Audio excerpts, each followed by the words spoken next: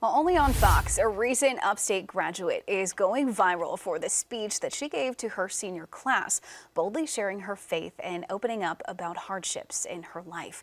I sat down with her to hear her story. Even if you accomplish all of your dreams or none of them at all, you are still valuable and you are still good enough because you are made in the image of God. These are the parting words from valedictorian and senior class president Lydia Owens to her graduating class at Woodmont High School. In the 3-minute speech, Owens shares how her decade-long definition of success was redirected 2 years ago. I had that reality check almost 2 years ago when my mom passed away. When tragedy struck my life, it was not my grades nor my accomplishments that helped me navigate through that loss. When everything else in my life felt uncertain, the only person that I could depend on to stay the same was Jesus. Owens says her mom was her biggest inspiration. Well, she always pushed me to be my best self. She always encouraged me in my faith. She's the reason that I had such a strong faith. She was the example to me of how to be a godly woman and how to love people intentionally. But it wasn't always easy. I got really into a hard place where I was really doubting God and just his plan for me was. I didn't understand how God could use such a terrible tragedy in my life for his glory. Her father, Brian, says apart from their faith in Christ, they had each other to lean on. Well, right after her mom passed away, I talked to the whole family and just said, I don't really know where we go from here.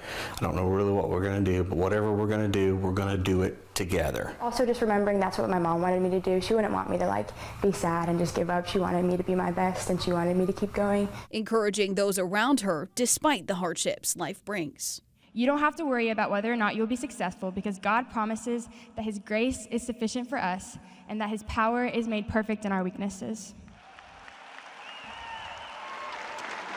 I asked Lydia what it was like hearing the roaring applause from her peers. I was like, okay, this was the moment that God wanted, what happened with my mom to be used for.